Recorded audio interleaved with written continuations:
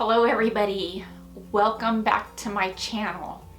It is Wednesday, August 9th, and yes, as you can see, I am home. I wanted to jump on and give you all a quick update as to where we're at, how Ray's doing after surgery. We are just about 2 weeks tomorrow post-surgery, and so let's jump into it. Ray, he is doing amazing. He is, like I said, 2 weeks out from his full gastrectomy and his liver ablation on one of the lesions on his liver. And he is really recovering nicely. We are really just focusing on his recovery. That is really what Dr. Wu wanted us just to focus on. She didn't want us to focus on anything else, just keeping him stress-free and keeping him as comfortable as possible, under as little of stress as possible, so that way he can just heal from this surgery and we can move on to the next leg of the race of this journey.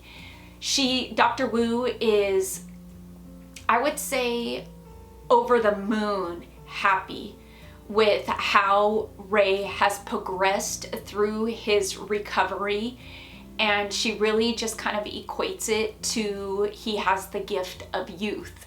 For those of you who are new to my channel, my son is 28 years old and he has stage 4 gastric cancer, which he was diagnosed with just about a year ago, September 26th, 2022. Ray was discharged just this past Monday and was able to come home. All of his drainage tubes and chest tubes are out, and he is free of all of that. He does have a feeding tube to supplement him for the caloric intake to really help put some weight back on him.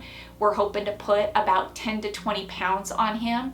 He is able to eat food, and let me tell you, it was only about 3 or 4 days after surgery, Dr. Wu had given him his first drink of water, and then he had gotten his first drink of apple juice and it went down good. The next day he was able to have a scrambled egg, and we were just so excited about that. And because he had done so well with that, I want to say on day 5 after surgery, Ray was asking for a cheeseburger, and that was on his diet plan as something he was able to eat. And so the nurses on his floor were so good, they actually went down to the cafeteria and got him a charbroiled cheeseburger. There are certain restrictions with things that Ray can and can't eat right now while he is healing, and it really is like a no fiber diet. And so some of the roughage and green vegetables Ray kind of has to stay away from. But the fact that he was able to have a plain cheeseburger with ketchup and mayonnaise only, he was so excited, and he was able to eat half of the cheeseburger before he got full. And so he had taken a picture and sent it to us, and then immediately Kayla, of course, sent him a text asking him who gave him that, and it was the nurses, and he ate it and it went down. And I tell you, I cried happy tears when he showed me that he was eating a cheeseburger, because that just wasn't, I guess, something that I had really even thought about.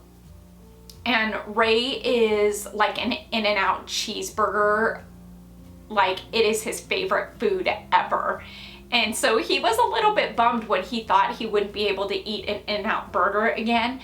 But when he got to eat that cheeseburger, he was super happy, and there were tears of joy coming down my face that there was no tumor left there. There was no pain when he ate. The tumor is gone, and Ray can eat again. And yeah, just, I would say, amazing. On Monday when we were on our way home, he knew where the In-N-Out was off the freeway, and he was very clear to tell me that we were not gonna pass up In-N-Out, that he wanted an In-N-Out cheeseburger, and we did get him one, and he ate half of it.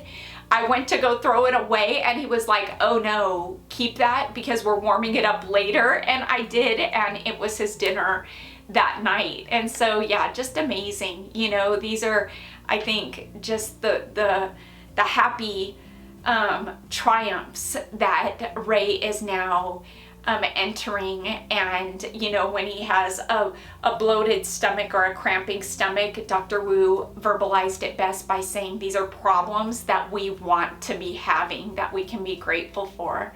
And so we are grateful for those. Kayla, Allie, and I, it has been a long 2 weeks. It has been an emotional 2 weeks. I'm not going to say it was easy because it wasn't. There were times when I broke, and I really, really broke. I think that there's just, as a mom, there's only so much that you can cope with and that your brain will allow you to kind of come to terms with or process. And I had kind of reached my limit, and I had really just had a pretty good emotional breakdown. I'm not embarrassed to admit that.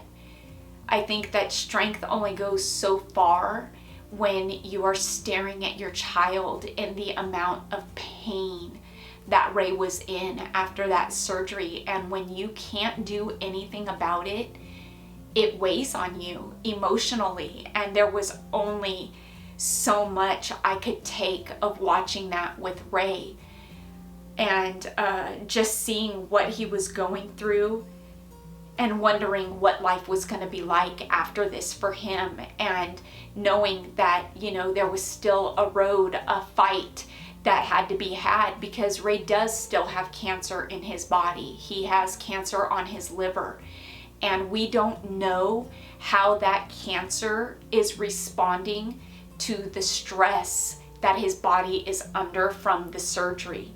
And from my understanding, cancer really feeds off of stress and pain. And so Dr. Wu was very clear about wanting his pain to be managed well, so his body was under as least of stress as possible, because surgery alone puts you under an immense amount of stress, your body. And so in about 2 weeks, from my understanding, Ray will be starting chemo again. He does need to have another MRI done, so Dr. Kessler can then address what looks like 2 spots on his liver. We don't know, again, how those reacted to the surgery, and so he wanted to wait and have the MRI done to see how big they got, if they grew at all, start some chemo on him to shrink those a bit so he could go in and do the ablation on those 2 lesions that are left. One, we're not sure if it's cancer. One, they think is cancer. Those lesions did not grow as rapidly, to my understanding, as the tumor in his esophagus did. We found out that Ray's tumor in his esophagus was 17 centimeters when it had started out at 3. I mean, that's pretty significant growth rate, and it was bigger than the size of an orange.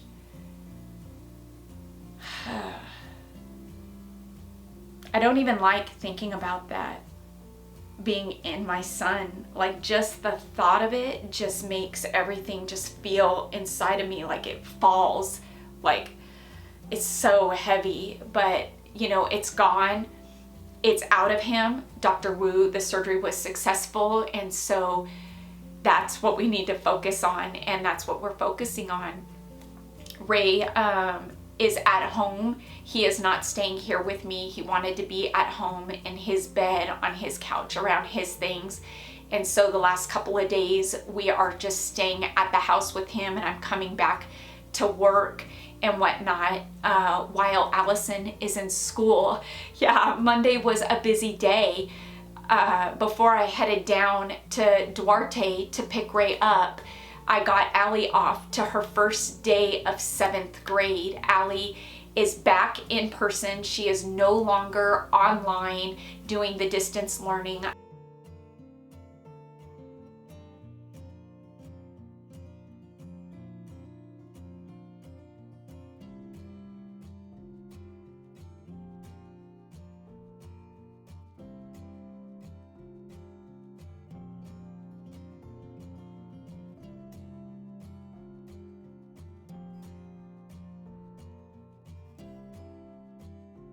I think that this was the best thing for Allie. She needed to be out of this house, off the computer, and living life like a 12, almost 13, almost a teenager should be living. And she needed the interaction with teachers, with students, and to be out of the house. And so after 4 years of being online, she is now back in person, and it was quite, I would guess, the transition, because she went from being online in elementary school once COVID started, from now going to junior high and having multiple classes. She has 8 classes, odd and even days, so it's like 4 one day, 4 the other day, and it's good for her. Her first day, we dropped her off, and she was nervous, and once I dropped her off at her junior high, we then went and picked up Ray in Duarte and got back. Kayla stayed home so she could pick Allie up from her first day of school, because I wouldn't be back in time. And then it was just about getting Ray settled at home and seeing how Allie's first day of school went. And so yeah, it's been kind of a bit of a juggling process, but we're doing it. And I don't know that life is going to get much easier right now. I think it's going to get a bit busier, but it is what it is. That's what I'm going to say. And with any hope, we just get through it, because that's all we're trying to do right now, is just get through every day. And once we get through that day, it was a success. I think for a couple of days, a few days, I've just been trying to get through the hours. And now it feels like, okay, we just need to get through the day. What do we need to accomplish today? And if we can get that stuff accomplished, then it was a successful day. Other than that, there's not much else. Kayla is doing amazing. She is just about getting her bachelor's degree, even through all of this with Ray. And I think she's just about there. She's got a couple weeks left until she's got her bachelor's degree, and then she was accepted into a local teaching program because she wants to be a professor, a teacher, and of political science, and that is her goal. And so yeah, we're all just still, plugging away, making sure that what's important to each of us, myself, Kayla, and Allie, kind of stays a presence in our life and it's not forgotten about. I feel like that's super important, and I think that that's where the juggle kind of comes in, and that's kind of where life kind of feels a bit busy and chaotic, is because it's important that what's important to us has a presence in our life, no matter what it is. And so for me, what's important to me is YouTube and creating and DIYing, because it's not only paying the bills, but it's very therapeutic to me.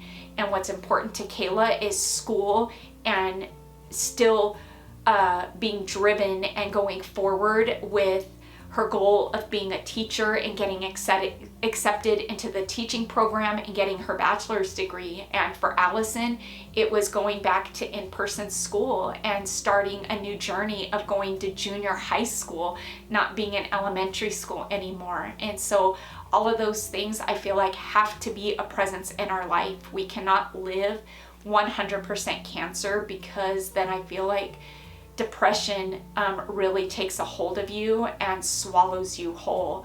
And I'm not gonna lie, I feel like depression has kind of set in, but it's about knowing that that's what's happening and doing the healthy practices and living hour to hour and just continuing to push forward. And we have a lot to be thankful for. Ray is looking better than he's looked in months and feeling better than he has in months, minus the pain from the surgery. And he has stated that. And so I want to say thank you to each and every one of you for going with us on this journey, staying behind us, pushing us when we needed pushing, giving us strength, prayers, well wishes, energy. It has helped. We have felt it. There are times when I felt like I was peeling myself up off of the ground because I had nowhere else to go. And it was seeing a comment from somebody who said, I know your life is hard, Kelly, but you are strong. And there are times when I don't feel like I'm strong, when I'm crumbling and I don't feel worthy of the comments that you all make saying I'm strong, or that you're in awe of me because I had a breakdown. But I think at the end of the day, I'm picking myself up and I'm going forward and I'm pushing forward and I'm getting through the days with my kids, and that's all that we can do. And if that's what makes me strong in people's eyes, then I'll take it, and I won't be so hard on myself. And so thank you all again. I will ask that you continue to pray for Ray. Pray that this cancer didn't react negatively to the stress of the surgery, and that Ray can push forward and get his liver ablazed, and that there is remission for Ray in the future. That is my hope, my prayer, my wish for Ray. So until next time, everybody, you know what I'm gonna say. Stay happy, stay safe, stay healthy, but most of all, try to stay positive, because I try to find the positive in every day. And sometimes I may not, but I'm looking for it. Bye for now, everybody. Right now, we have a lot to be thankful for, and that's what I'm focusing on.